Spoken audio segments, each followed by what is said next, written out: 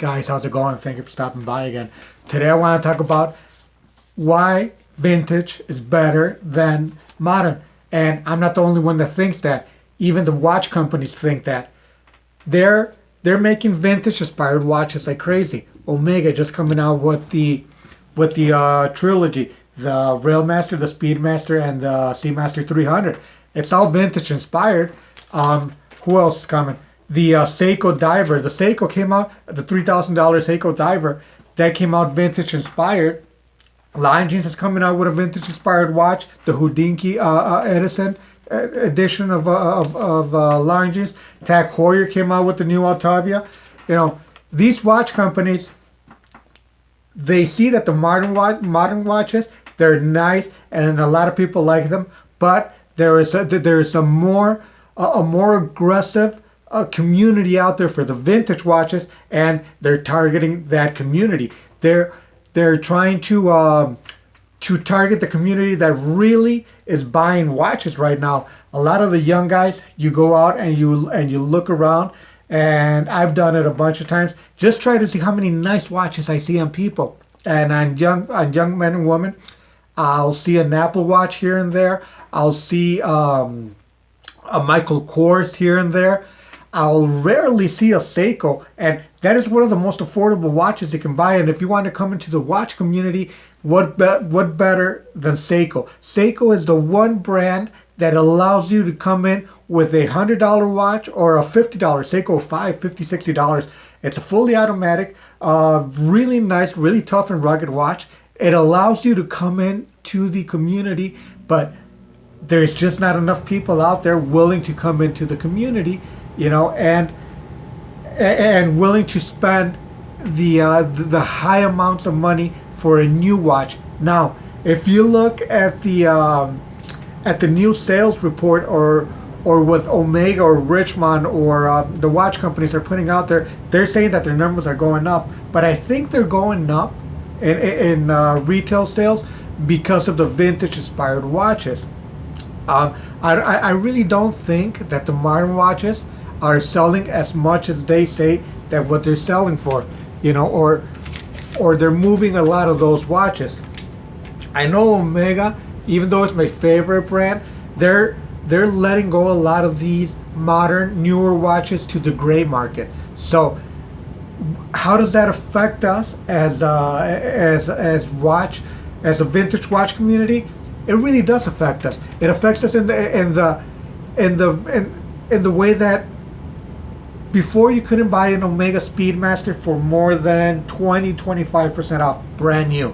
Now you're buying them at 35-45% off brand new and on the gray market. So what that does, it drives the prices of our vintage watches way down, you know, and a lot of these watches, we really had to pay up for them. We really had high hopes for these watches, and now with Omega, you know, releasing these models, Lion Jeans, Tag Heuer, we kind of knew, or we've always known that they'll discount the hell out of these watches. Breitling, there's no surprise. Breitling has always discounted the heck out of these watches. So if you buy a Breitling, you could try to buy one brand new for as much as 40-50% off, even more sometimes. You know, as dealers, we'll try to not pay anything more than 45 cents on a dollar, 40 cents on a dollar, only if it's a really hot item. You know, like a brand new Speedmaster, we will try to pay, you know, like 45 to 50 cents on a dollar. But as dealers, dealers don't like to do that. So coming back to the vintage is better. If you're a vintage guy, if you're somebody that is really into vintage, and you are about to get into a vintage inspired watch, I think it's a good idea. I think it's good to try and buy one of these Omega Railmasters at a decent price, because you'll have what you like as far as aesthetics. You'll have the vintagey look, you know, with the modern engine in there. You know, a watch that will keep time, that will not require service for a while, and I think actually vintage inspired watches, like for me, it's a good thing, because I will buy I will buy a Omega Seamaster 300. You know, I won't buy the Speedmaster. I'm more of a Seamaster guy, but I really do like that they catered to my needs. Omega thought about me. They thought about the vintage guy. So I'm gonna be able to buy a nice, dependable watch for not a bad price, because I think they're retailing for like about $5,500 each one. The whole trilogy is around $20,000. So I think if we give it a little bit more of time, they will come down and we will be able to buy those Railmaster, the Speedmaster, the brand new ones. You know, maybe not in the box set with the three of them, but we will be able to buy them individually for a very good, very decent price. As far as Longines, I think it's coming out. I forgot the reference number of the Longines, but I think it's coming out retail for like about $2,700, $2,800, and that one, you know, we're going to be able to buy it in the $1,100, $1,200 range pretty soon, as soon as they come out. But we could expect that from Longines. The Tag Heuer Octavia, that's what I really, really like. And the Blog to Watch did a review on there, and he gave a very good review.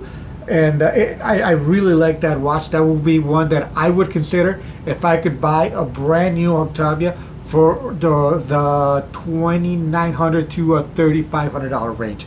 You know, that would be something I would be very comfortable to pay, and that would be a watch that I would really, really love to wear, love to own, and I would put it in my collection as an everyday watch.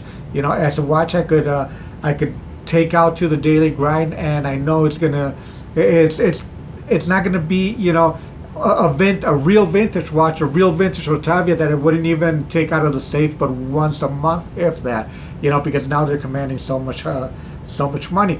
But as far as vintage guys, as far as the vintage community, as far as you loving vintage, we're winning.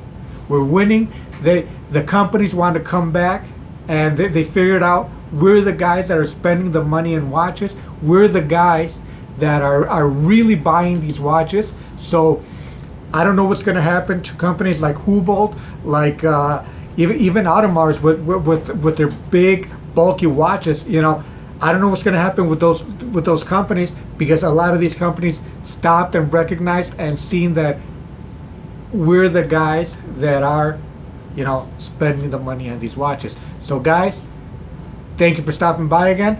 I appreciate all your support. I'll say it in every video. Guys, if you did like it, like, subscribe, give me a thumbs up, please. I appreciate it very much, and I'll catch you guys in the next one. Thank you so much.